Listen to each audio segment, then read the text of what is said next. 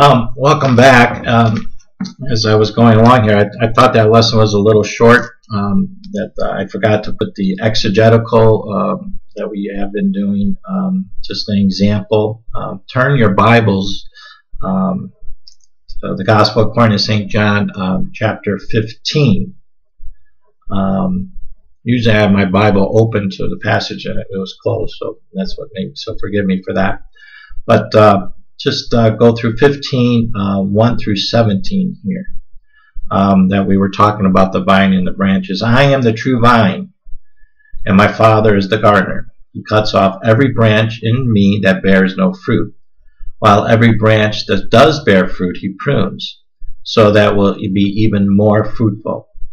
You are already clean because of the word I have spoken to you. Remain in me, and I will remain in you.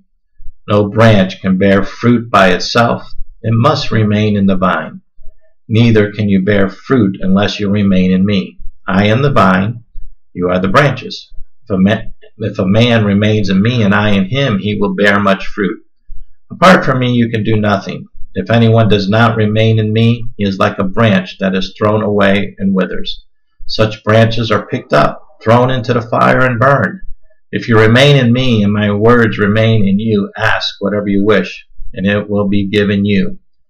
This is to my Father's glory, that you bear much fruit, showing yourselves to be my disciples. As the Father has loved me, so have I loved you. Now remain in my love. If you obey my commands, you will remain in my love, just as I have obeyed my Father's commands and remain in his love. I have told you this so that my joy may be in you and that your joy may be complete.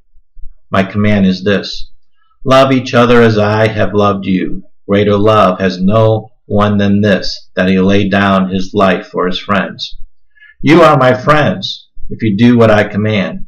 I no longer call you servants, because a servant does not know his master's business. Instead, I have called you friends, for everything that I have learned from my Father I have made known to you.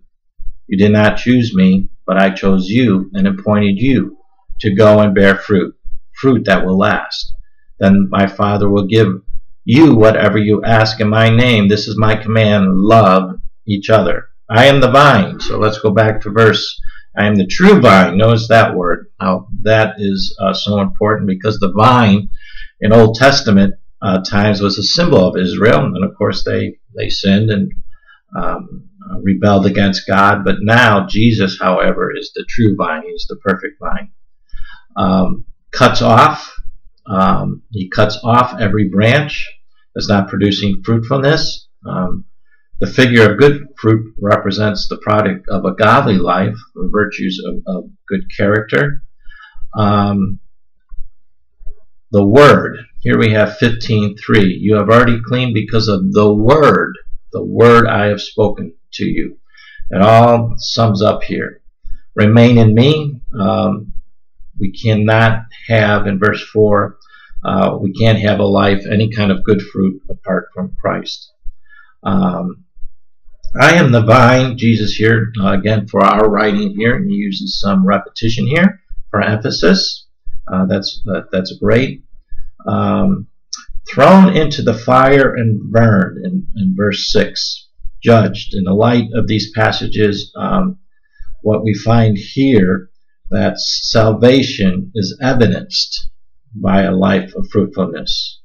That if we have salvation, we have to have evidence of that. If we have faith in that salvation, and that's by our fruits.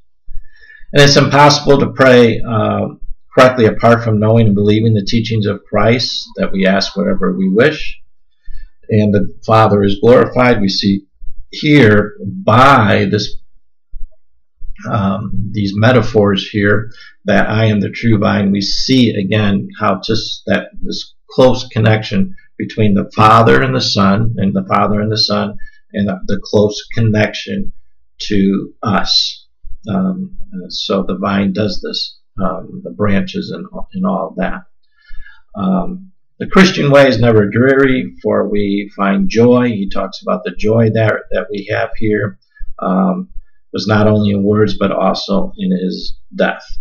So I choose you, bear fruit. He chose them for a purpose. When we go out into the world, we are to do something. We are to bear fruit. So that's just a short little study on that. But what I have done here is, in what you do here as you study this, pick up those words, vine, and where was vine else used in the Old Testament and New Testament. And then here also that Jesus makes a lot of emphasis on the close connection between the Father and the Son, and how he does that through this picture of having of the vine and the branches and the close connection that he has with us.